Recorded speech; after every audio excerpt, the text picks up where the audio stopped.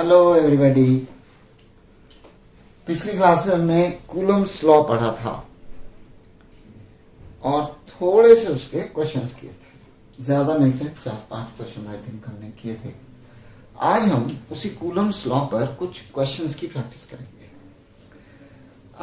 Questions I try कि आपको यहाँ दिखते रहें बीच बीच में। Read the questions very carefully. Methodology क्या है वो हम सिखा रहे हैं आपको। डर होता है ये कि मेरे से न्यूमेरिकल्स नहीं होंगे। कंसेप्ट अगर याद है, आपको पता है, फॉर्मूले ध्यान में है, तो न्यूमेरिकल्स पक्का होंगे। And then that becomes the easiest part of physics. तो कोशिश की जाए जब भी आप न्यूमेरिकल्स करने लगे, उससे पहले उस टॉपिक को जिसके आप न्यूमेरिकल्स कर रहे हैं प्रिपेयर करें।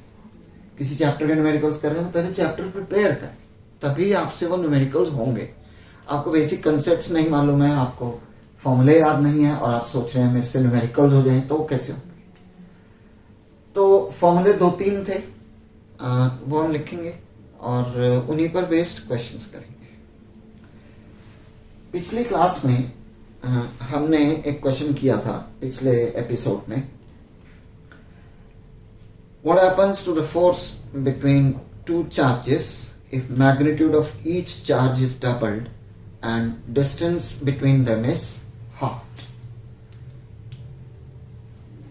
दो चार्जेस हैं, Q1, Q2, separated by distance R.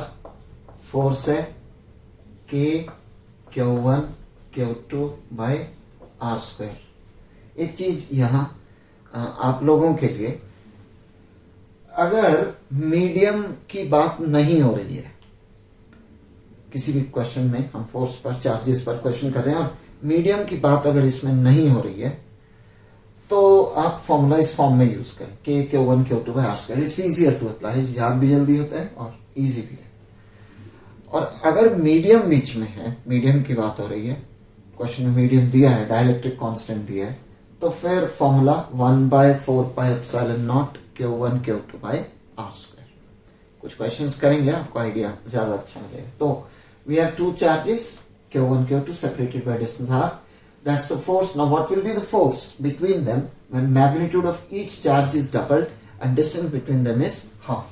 पिछले एपिसोड का क्वेश्चन है K2 Q1 2 Q2 by R by 2 square, और देखा हमने it's 16K Q1 Q2 by R square means the new force is 16 times the initial force. I hope it is clear. आप भी copy pen हमेशा खोल कर रखें, और क्योंकि क्वेश्चन सामने होते हैं, क्वेश्चन आप पढ़ सकते हैं, स्पीड हमारी ज्यादा नहीं होगी, इतनी रखेंगे कि आप भी क्वेश्चन साथ साथ कर पाए। कुछ क्वेश्चन आपसे होंगे, डेफिनेटली आप साथ साथ ट्राई करें, कहीं थोड़ी हेल्प चाहिए बीच में से ले सकते हैं, और जो क्वेश्चन नहीं हो सकते वो I am trying to solve them, और फिर आप उन्हें थोड़ा थोड़ा साथ साथ अगर नोट करेंगे तो आपको ज्यादा अच्छा याद होगा। बाद में वीडियो देखकर पॉज करके स्टेप्स को समझकर आप खुद दोबारा से भी कर सकते हैं। एनीवे, अलग अलग तरीके आप यूज कर सकते हैं इन क्वेश्चंस की प्रैक्टिस के लिए। एक चीज श्योर है, आज जो क्वेश्चंस कर रहे हो, इनकी हेल्प से आप बुक्स में से, डिफरेंट बुक्स में से कुछ असाइनमेंट्स जो आपके पास हैं, उनमें से भी क्वेश्चंस ट्राई करेंगे तो काफी उनमें से होंगे आपसे। राइट, ऐसा ही एक क्वेश्चन, इलेक्ट्रिक चार्ज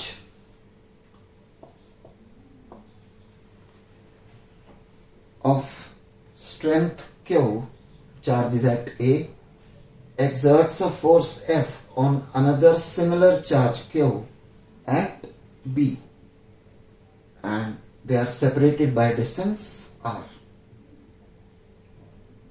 फोर्स कितनी है? 1/4πε0 Q square by R square. So the question is, an electric charge A of strength Q exerts a force F on another similar charge B of strength Q separated by a distance R in air. If a third charge C of strength 2Q is placed midway between the charges A and B, what's the force exerted by A on B? This is very important. यहाँ एक charge C 2Q के equal place किया. Now what's the force exerted by A on B? Let me ask you a question. तीन charges हैं, Q1, Q2, Q3. Say the distance is R1, R2, R3. इसकी force इस पर कितनी होगी? What will be the force exerted by Q1 on Q2? Definitely 1 by 4 pi epsilon naught Q1 Q2 by R square. तो जब आप इनकी force calculate करें, इन दोनों की फोर्स कितनी होगी, तो इसको कंसिडर नहीं कर रहे. Force between two charges is independent of the presence of any other charge. Definitely इसकी इस पर फोर्स एक्ट होगी, इसकी इस पर फोर्स एक्ट होगी, तो इस पर जो नेट फोर्स होगी वो डिफरेंट होगी. बट क्वेश्चन ये है इसकी इस पर कितनी फोर्स एक्ट होगी, तो इसकी इस पर इतनी फोर्स एक्ट होगी. आप इसको यहां रख दो या इसको यहां रख दो या कहीं भी रख दो, इसकी फोर्स इस पर वो इतनी रहेगी. So we have the same question. इन दोनों की फोर्स इतनी है.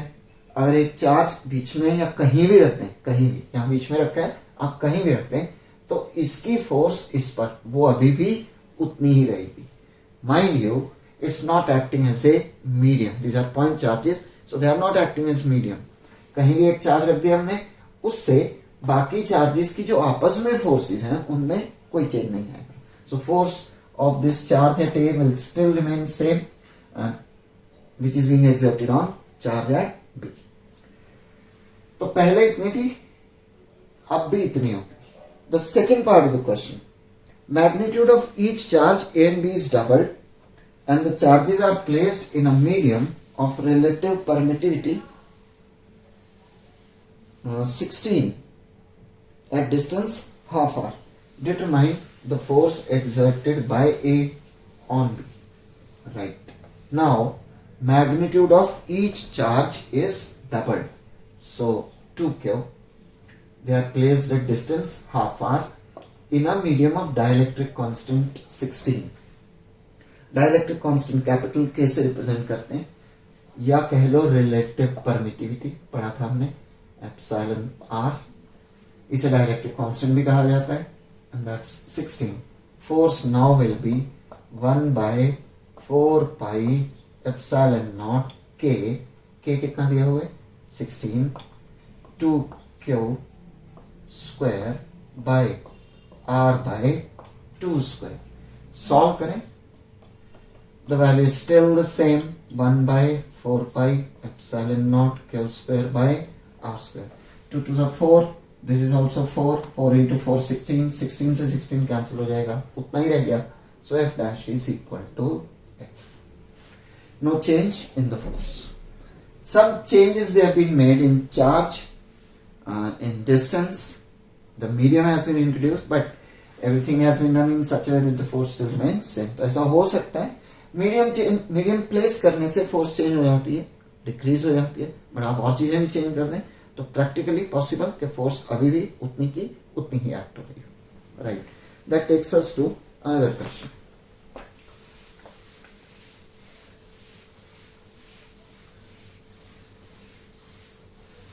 Before moving on to the question, I ask you a simple thing. दो चार्जेस हैं and they exert some force on each other. हमने उन्हें मीडियम में प्लेस कर दिया, डेफिनेटली द फोर्स डिक्रीजेस. ऐसा क्या करें कि मीडियम में भी प्लेस करें और फोर्स भी चेंज ना हो, फोर्स उतनी की उतनी रहे. What should be done? The charges are placed in a medium but still the force remains same. Idea लगाते हैं, दो चार्जेस हैं, इनमें कुछ फोर्स है. अब अगर मीडियम में प्लेस कर दें तो फोर्स कम हो जाएगी. फोर्स को उतना करने के लिए फिर क्या करें? डिस्टेंस को थोड़ा सा कम कर दें. And that's the next question. It says 2-point charges are placed at distance r in air and exert a force F on each other. At what distance will these charges experience the same force F in a medium of dielectric constant K? Two charges Q1, 2-point charges Q1 and Q2 separated by distance r exert a force F in air 1 by 4 pi epsilon naught Q1 Q2 by r square. What distance apart should they be placed in a medium of dielectric constant K so that the force still remains same?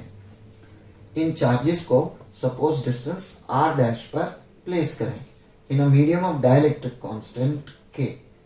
Force should remain same. Force होगी कितनी?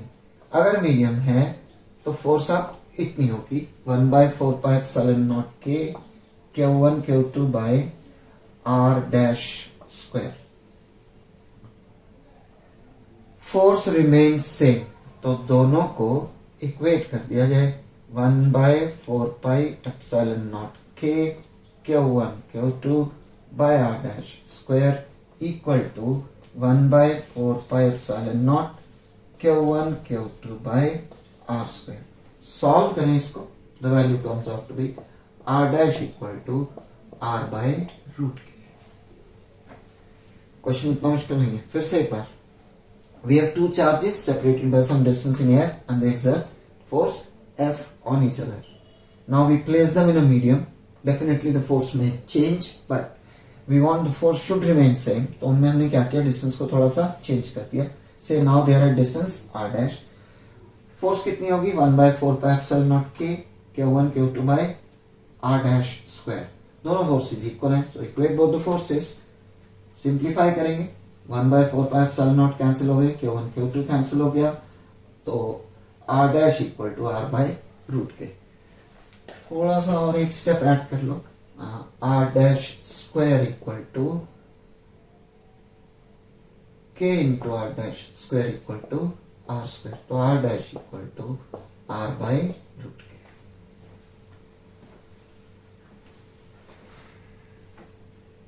Right. Conceptual question है. कोई numerical values नहीं दी हैं, कुछ changes किए जाएं तो फोर्स में क्या चेंज आएगा. वेरी कॉमन ऐसे क्वेश्चंस बार बार एग्जाम में. आगे बढ़ते हैं.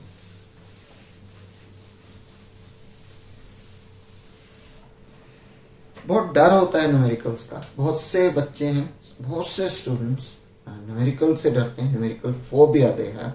But my observation, they start practicing the numericals without preparing the topic or without preparing the chapter. So it's an advice, a request, suggestion. कोई भी किसी भी टॉपिक के किसी भी चैप्टर के क्वेश्चंस को करने से, न्यूमेरिकल्स को करने से पहले टॉपिक को प्रिपेयर करें. आपको कंसेप्ट ध्यान में होना चाहिए, फॉर्मूले ध्यान में होने चाहिए, तभी आप उस टॉपिक के या उस चैप्टर के न्यूमेरिकल्स कर सकते हैं. राइट. यहाँ हमने दो फॉर्मूले अभी तक यूज किए. F equal to 1 by 4 pi epsilon naught Q1 Q2 by r square या force in a medium 1 by 4 pi epsilon naught K Q1 Q2 by r square. K is dielectric constant. चलिए कुछ छोटे छोटे numerical से शुरू करते हैं. अब फोर्स है, फोर्स वेक्टर क्वांटिटी है. कूलम्स लॉ को वेक्टर फॉर्म में प्रेजेंट किया जा सकता है, हम आगे करेंगे, क्योंकि कूलम्स लॉ से फोर्स फाइंड करते हैं. Force is a vector quantity. अगर फोर्स वेक्टर है तो जब हम क्वेश्चंस करें तो डायरेक्शंस को भी यूज करना पड़ सकता है. अभी तक कोई खास जरूरत नहीं थी, but we may be asked the final direction of force, the direction in which the force is finally acting. तो डायरेक्शंस को, वेक्टर्स को थोड़ा सा हम यूज करेंगे. तो we have a very simple question. Two equal charges of 25 microcoulomb each are placed 1 meter apart. 1 meter apart. Two charges 25 microcoulomb.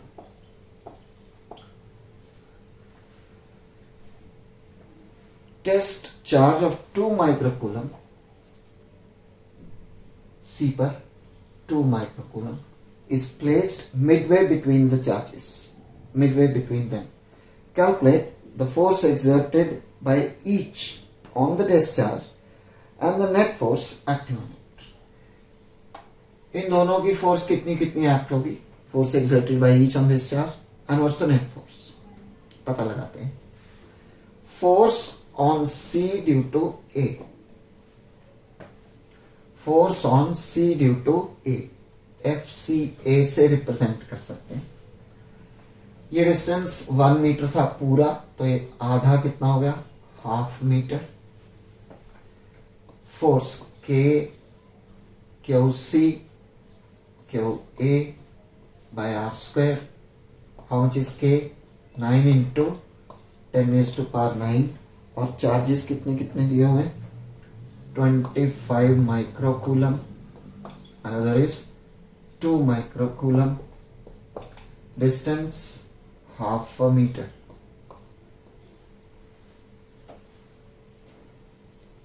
Yes. 4 into 2500. 10 raised to power minus 6 minus 12. That comes out to be 1.8. This is a force exerted on C by A. Force on C due to A. Similarly, force on C due to B will also be 1.8 Newton. Directions पर ध्यान दिया गया. Positive charge है, इस positive charge को repel करेगा. Force on C due to A. I hope it's clear. फिर से ये पॉजिटिव चार्ज है A पर, C पर फोर्स एक्सर्ट कर रहे हैं, तो रिपेल होगा. ये रिपेल होगा तो इस डायरेक्शन. ये भी पॉजिटिव है, इसको रिपेल करेगा, तो ये किधर रिपेल करेगा? इस direction. Force on C due to B. Both forces are equal and opposite. So net force on C will be 0. Directions playing very important role. यहां तक हम कई बार सोच लेते हैं, उसके बाद आगे समझ नहीं आता है. Question is very easy. In fact बहुत इजी क्वेश्चन है ये. आगे डायरेक्शंस ज्यादा होंगी तो थोड़ी दिक्कत आती है. यहीं से हमें पॉइंट्स क्लियर होने चाहिए. Like charge is repel. Positive charge positive को रिपेल करेगा, तो इधर फोर्स लगाएगा. Force on C due to A. ये भी पॉजिटिव है, इसको रिपेल करेगा, तो फोर्स उधर act. I hope it's clear. आगे बढ़ते हैं. Moving on to some more questions.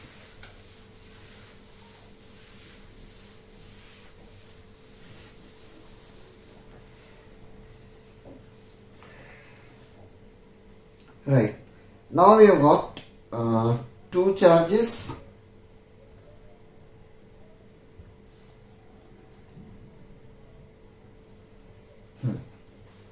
We have got two charges A and B.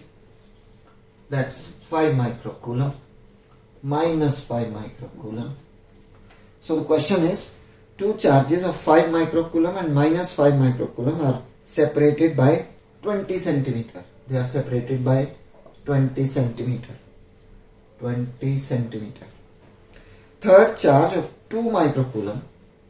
Third charge of 2 microcoulomb is placed at the midpoint of the line joining the charges. Find net force on the charge of 2 microcoulomb.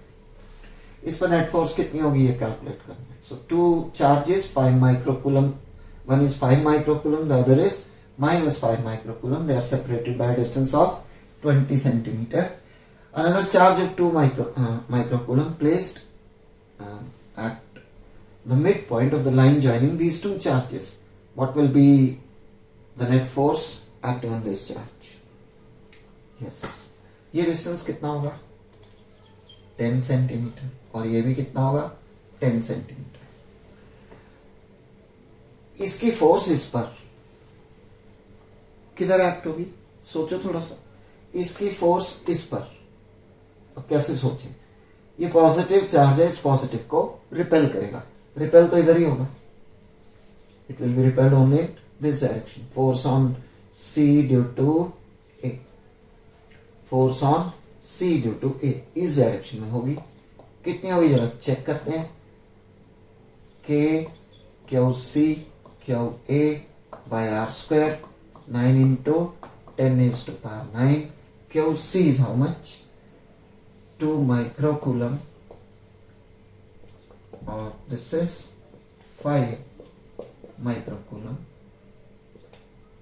divided by 0.1 square, and the value will be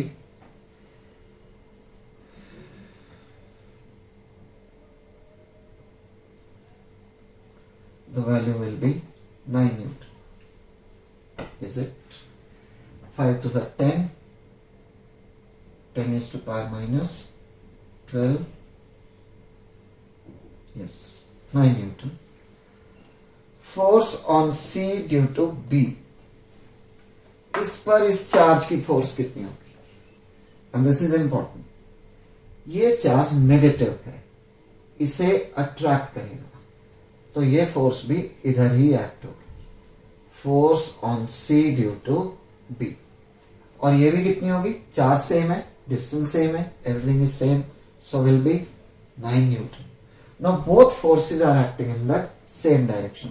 Net force FCA plus FCB will be equal to 18 Newton, and that's answer. क्या difference है इसमें और पिछले question में? पिछले question में हम क्या देख रहे थे? इस पर दोनों फोर्सेस इक्वल थी और अपोजिट थी, तो नेट फोर्स 0 हो गई. यहाँ दोनों फोर्सेस इक्वल हैं, सेम डायरेक्शन में, क्योंकि सेम डायरेक्शन है तो दोनों को एक्ट करती है. डायरेक्शंस एक बार फिर से, पॉजिटिव चार्ज इस पॉजिटिव चार्ज को रिपेल करेगा और ये नेगेटिव चार्ज इस पॉजिटिव चार्ज को अट्रैक्ट करेगा. दोनों फोर्सेस सेम डायरेक्शन में होंगी, FCA as well as FCB. Right.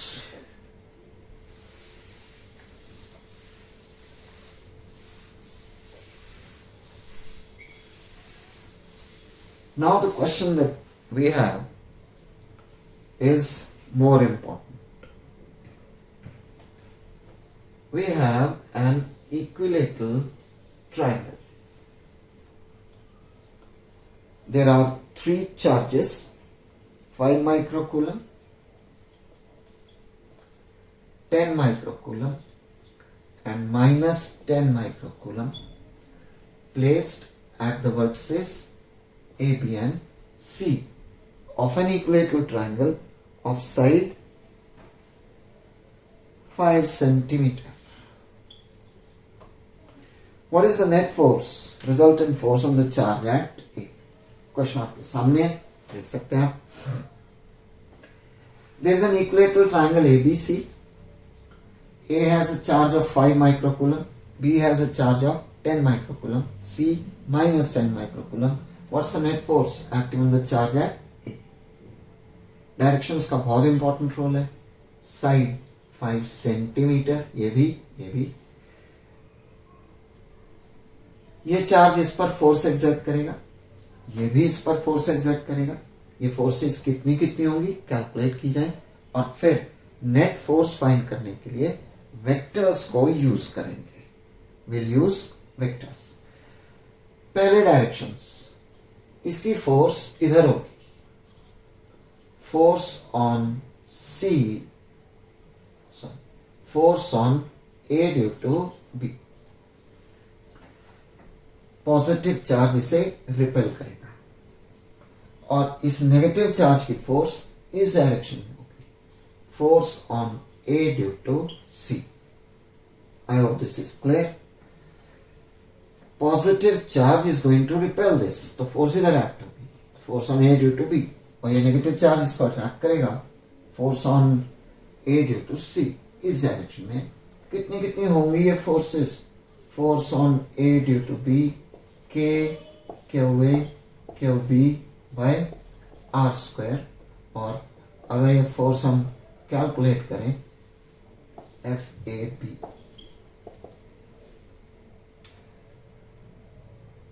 इसे सॉल्व करते हैं. Force on A due to B 9 into 10 raised to power 9 QA QB Q A 5 microcoulomb, Q B 10 microcoulomb divided by 5 into 10 raised to power minus 2 square.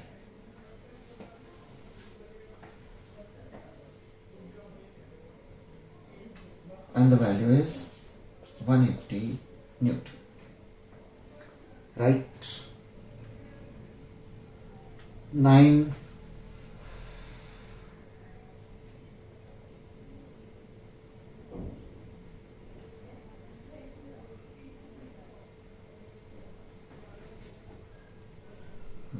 That's fine.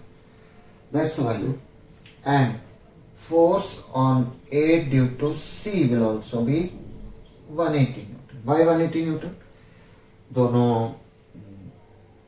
Charges same है, ये distance भी same है इधर और इधर, charges भी same है, तो फोर्स भी सेम होगी. डेफिनेटली दोनों की डायरेक्शंस अलग अलग है. नेट फोर्स कैसे कैलकुलेट की जाए, that's the most important part. Pay attention. इस फोर्स को रिजॉल्व करें along two mutually perpendicular directions.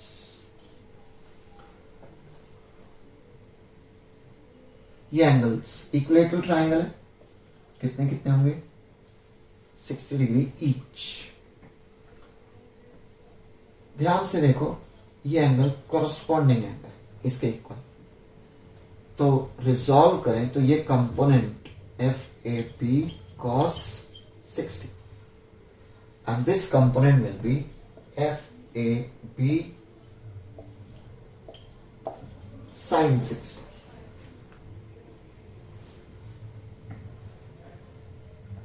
फिर से एक बार, we have an equilateral triangle, दोनों एंगल्स कितने हैं, 60 60. इसको रिजॉल्व किया, एक कंपोनेंट ये ले लिया इसके पैरेलल, एक इसके परपेंडिकुलर, तो ये एंगल इसके इक्वल होगा कॉरस्पॉन्डिंग 60.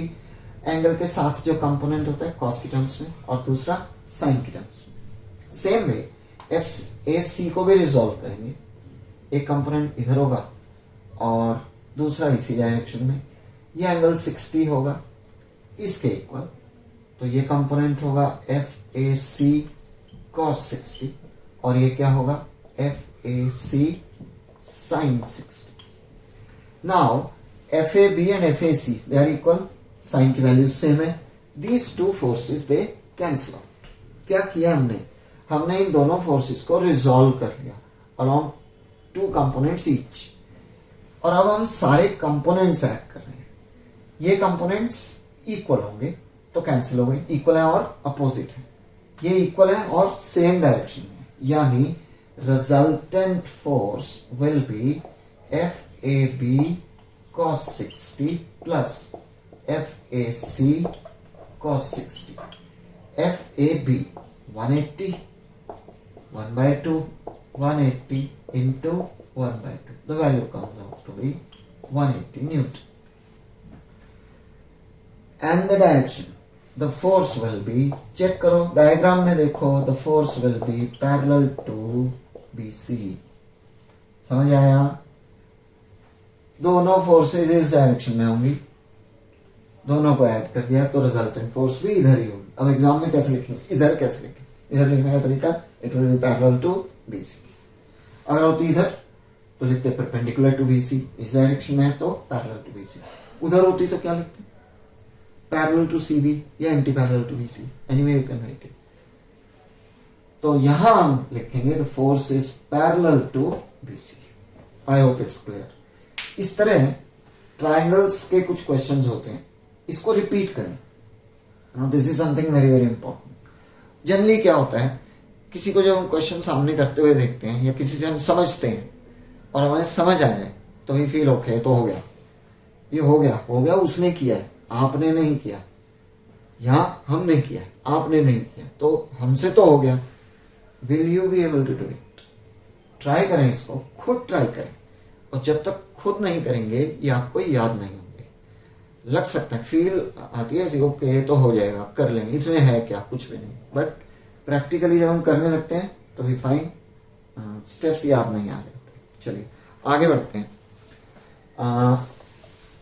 बहुत अच्छा एक क्वेश्चन है जो हम करना चाहेंगे।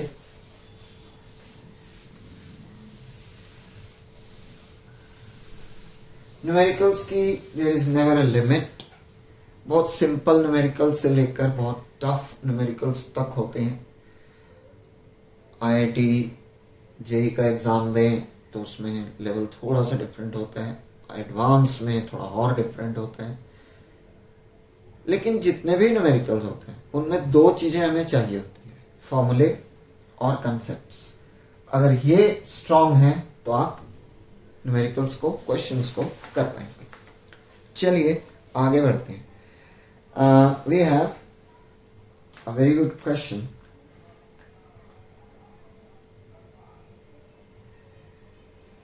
There are two small spheres. Question आपके सामने है। There are two small spheres, each having mass m kg and charge q coulomb, and are suspended from a point by insulating threads, each L meter long, but of negligible mass. If theta is the angle which each string makes with the vertical, when equilibrium has been attained, we need to prove certain value. Yes. ध्यान से समझे, steps हैं। Two identical spheres suspended from a point using two threads, each L meter long. Mass is m, charge is q. Like charge है, like charge है तो ये repel होंगे, repel होंगे तो इनमें कुछ डिस्टेंस होगा। हम डायग्राम की क्लैरिटी के लिए डिस्टेंस को थोड़ा ज्यादा ले रहे हैं, तो ध्यान दिया जाए।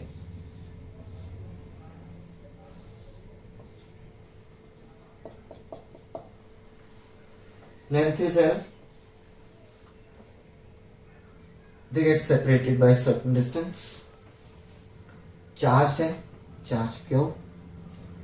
Repel होंगे, force F इधर एक्ट होगी। Weight mg नीचे को एक्ट होगा। Tension T इधर को होगी। Angle which each string makes with the vertical कितना होगा, थीटा। डायरेक्शंस इंपॉर्टेंट है, पूरा क्वेश्चन डायरेक्शंस पर बेस्ड है और थोड़े से एक दो concepts. Two spheres, identical spheres, mass m each, they are given equal magnitude of a charge Q, और रिपेल होंगे, से they get separated by distance r। Repel होंगे बिकॉज फोर्स एक्ट होगी, कूलम्स फोर्स, डायरेक्शन ऑब्वियसली इधर होगी। Weight नीचे act होगा। Tension T towards the fixed end, जहां से सस्पेंडेड है टेंशन इस तरफ। टेंशन को रिजॉल्व किया जाए along two mutually perpendicular directions. ये एंगल कितना होगा, थीटा। तो this component will be T cos theta and this will be T sin theta.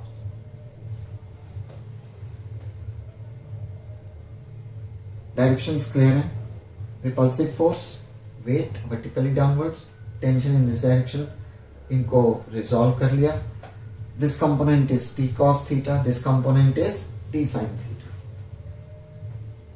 जब equilibrium होगा, जहां ये रुक गए, जहां equilibrium होगा, वर्टिकल फोर्सेस और हॉरिजॉन्टल फोर्सेस बैलेंस होंगे, यानी F will be equal to T sin theta and mg will be equal to T cos theta.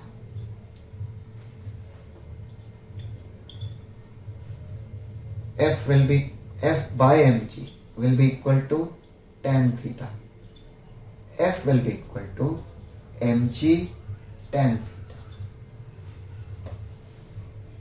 I hope it's clear. फिर से this force F will be balanced by T sin theta, mg will be balanced by T cos theta. Divide किया दोनों को, T से T cancel हो गया और क्या आ गया, F equal to mg tan theta. F from here,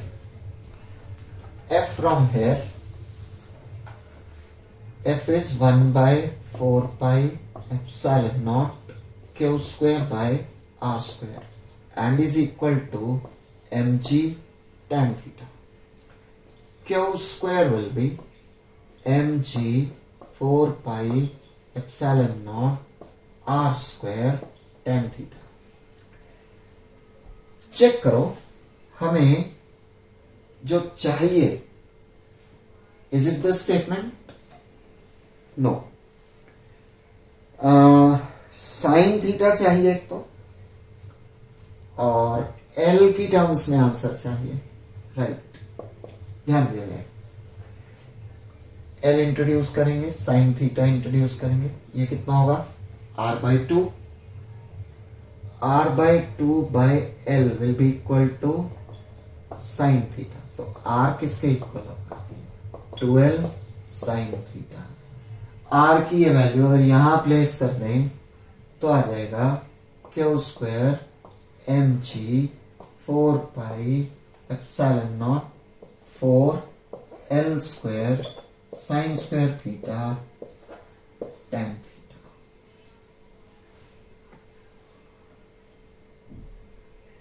ध्यान से देखो, कुछ स्टेप्स कंफ्यूजिंग हो सकते हैं. एक बार इसको रीड करें. I repeat these steps once again. Yes, फिर से देखो. We have suspended two identical spheres from a point using two threads each of length L, and now these spheres are given equal charge. Now once you give them the same charge, they are going to repel each other. तो force, repulsive force इधर act होगी. Weight of the spheres definitely acting vertically downward. Tension T इधर होगी towards the fixed and. Tension को हमने resolve कर लिया. Angle which each string makes with the vertical is theta. तो ये एंगल भी कितना होगा? थीटा. T को रिजॉल्व करेंगे, ये कंपोनेंट T cos थीटा और ये T sin थीटा.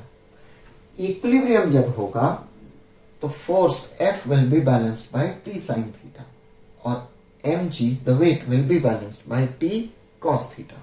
डिवाइड किया, F by mg will be equal to tan theta and F will be equal to mg tan theta. F की वैल्यू प्लेस की 1 by 4 pi epsilon naught q square by r square and that's equal to mg tan theta. ये denominator इधर ले आए. r की value यहां से ढूंढकर place की गई है. This whole is r, so this will be r by 2. r by 2 by l will be equal to sin theta. So r will be equal to 2l sin theta. And by substituting this value of r here, we get q square equal to mg 4 pi epsilon naught. ये value substitute की and we get the required result. Question देखने में मुश्किल लग रहा था शुरू में. इतना लंबा आंसर चाहिए, प्रूफ चाहिए, बट नॉट वेरी डिफिकल्ट. एक क्वेश्चन लास्ट इसी से रिलेटेड है, तो एक बार इसे कर लेते हैं, उससे ये भी रिवाइज हो जाएगा. तो we are on to the last question. Two similar balls, each having mass m and charge q, are hung from silk threads. Two similar balls, each having charge q and mass m, are hung from silk threads, each of length l. Prove that the equilibrium separation, ये q, ये distance r, इसके equal होगा when each thread makes a small angle theta with the vertical. ये condition बना दी गई है. The angle is small. हम diagram फिर से बनाते हैं. यस, स्टेप्स ऑलमोस्ट सिमिलर हैं, बट फिर से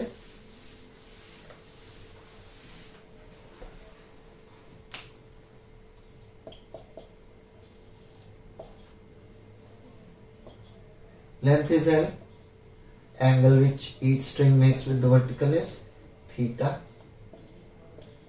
force F इधर एक्ट होगी, वेट mg नीचे को, टेंशन T इस डायरेक्शन में, रिजॉल्व कर ले, that's theta. So this component will be T cos theta and this component will be T sin theta. ये डिस्टेंस R हमें प्रूव करना है, इसके इक्वल होगा. The equilibrium separation will be equal to this. Now F is balanced by T sin theta, mg is balanced by T cos theta. F by mg will be tan theta. So F will be equal to mg tan theta. यहां तक clear है? Same steps. और F की value यहां से place की हमने, किसके इक्वल है? 1/4 pi epsilon naught Q square by R square equal to mg tan theta. Last step.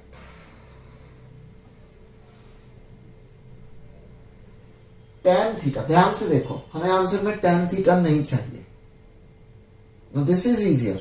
Once you have given the answer, once you know this has to be proved, so it becomes slightly easier to think of the steps. पिछले question में हमने देखा हमें answer में r नहीं चाहिए था, l की टर्म्स में आंसर चाहिए था, तो r को हटाया, l की टर्म्स में सब्स्टिट्यूट कर दिया. Now what we find, r तो कैलकुलेट ही करना, फाइंड करना है हमें. tan थीटा नहीं चाहिए, tan थीटा को किसी तरह से रिमूव करते हैं. ये लेंथ है, ये r/2 है. और एक कंडीशन क्वेश्चन में दी हुई है, angle theta is very small. और ये स्मॉल एंगल्स की प्रॉपर्टी है, इफ थीटा इज स्मॉल तो tan थीटा और sin थीटा दोनों नियरली इक्वल होते हैं. और sin थीटा यहां से देखें किसके इक्वल होगा? r/2/l. तो sin थीटा या tan थीटा कह सकते हैं this will be equal to r/2. tan theta की वैल्यू सब्स्टिट्यूट करेंगे, 1/4 pi epsilon naught Q square by R square equal to mg tan theta r/2l. Now that gives us r cube equal to Q square L by 2 pi. 2 और 4 cancel हो गए, 2 pi epsilon naught mg. चेक करो. Yes, Q into 2l, 2 से 2 ये 4 cancel हो जाएगा, तो R will be equal to Q square L by 2 pi epsilon naught mg raised to power 1/3, and that's the required answer. Similar steps, similar question. 2 balls suspended, 2 spheres, identical mass m, having charge q charge q each, suspended from a point using 2 threads, each of length l. Equilibrium separation, जब equilibrium में होंगे distance कितना होगा हमें इतना ये prove करना है. तो सेम रिपल्सिव फोर्स इधर होगी, वेट डाउनवर्ड mg होगा, टेंशन t इधर होगी, टेंशन को रिजॉल्व कर लिया. ये एंगल थीटा होगा इसके equal, angle which each string makes with the vertical. Theta of course is small. t को रिजॉल्व किया, t cos theta, t sin theta, f again t sin theta, mg equal to t cos theta, f by mg equal to tan theta, f equal to mg tan theta. और f की value place की 1/4 pi epsilon naught Q square by R square. और theta small है तो tan theta can be written as sin theta, और sin theta को diagram से this by this opposite side by hypotenuse लिख सकते हैं, which is r/2l. tan theta की वैल्यू को सब्स्टिट्यूट कर दिया, इससे r क्यूब फाइंड कर लिया, and that gives us the value of r. कुछ चीजें हम बार बार बोल रहे हैं, बार बार रिपीट कर रहे हैं. आपको लगता होगा बार बार क्यों बोल रहे हैं. कभी कभी आप भी फंसे होंगे, आपको कोई चीज नहीं समझ में आ रही, 2-3 बार समझाएंगे तो समझ में आ जाती है. So that everybody can understand, definitely I should keep repeating the important points. Make sure you repeat all these questions first before starting with any exercise, any assignment or any question from any of the books. आगे कुछ अगले episode में हम कुछ और questions की practice करेंगे. Thank you.